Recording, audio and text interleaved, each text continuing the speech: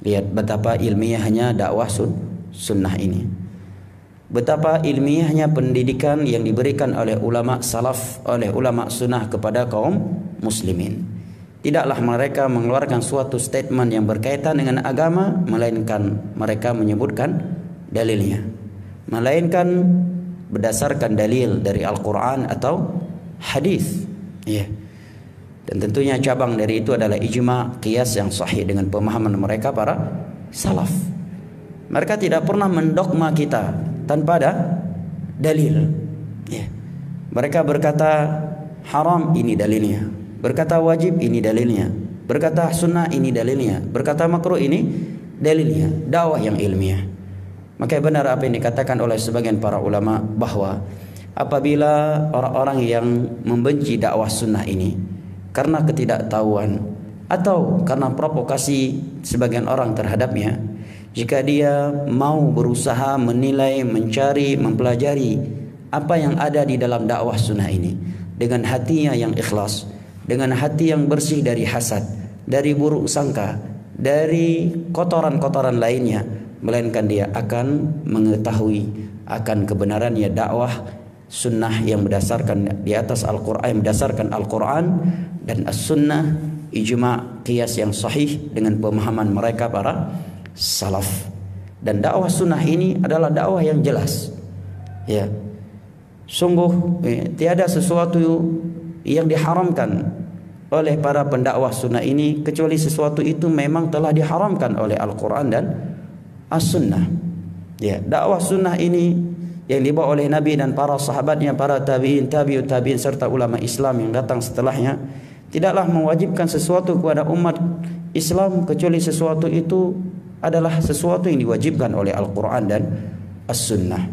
Oleh karena itu, saya ingin berkata kepada orang-orang yang suka memberikan fitnah kepada dakwah sunnah ini, yang menuduh dakwah sunnah ini adalah dakwah yang radikal, bahwa dakwah sunnah ini adalah dakwah yang ekstrim, bahwa dakwah sunnah ini adalah dakwah yang memecah belahkan. Hendaknya engkau bertakwa kepada Allah Jalla wa Ala. Hendaknya engkau takut kepada Allah.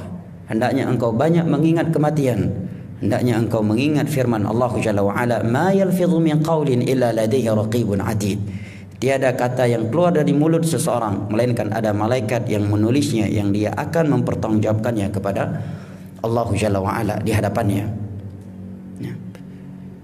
Dan kepada orang yang mendengar tentang dakwah, bahwa dakwah sunnah ini adalah dakwah yang memecah belah manusia, dakwah yang radikal, dakwah yang ekstrem, atau dituding dengan dakwah Wahabi dan semisal dengannya, coba engkau pelajari, kaji dengan baik, dengan hati yang jujur, dengan hati yang ikhlas, sembari memohon hidayah kepada Allah Jalla wa Ala. Kumpulkan video ustadz-ustadz yang dikatakan Wahabi. Kumpulkan tulisan-tulisan ustadz-ustadz yang dikatakan oleh sebagian orang mereka Wahabi, ustadz yang ekstrem, ustadz pemecah belah umat.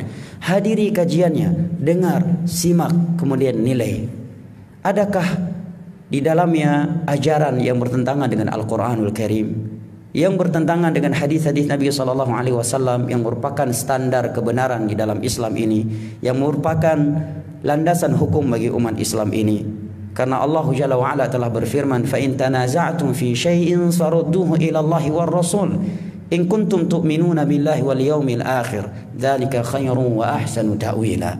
Jika kalian berselisih dalam suatu perkara, maka kembalikanlah kepada Al-Qur'anul Karim dan kepada sunnah Rasulullah sallallahu alaihi wasallam jika kalian adalah orang-orang yang beriman kepada Allah dan hari akhir.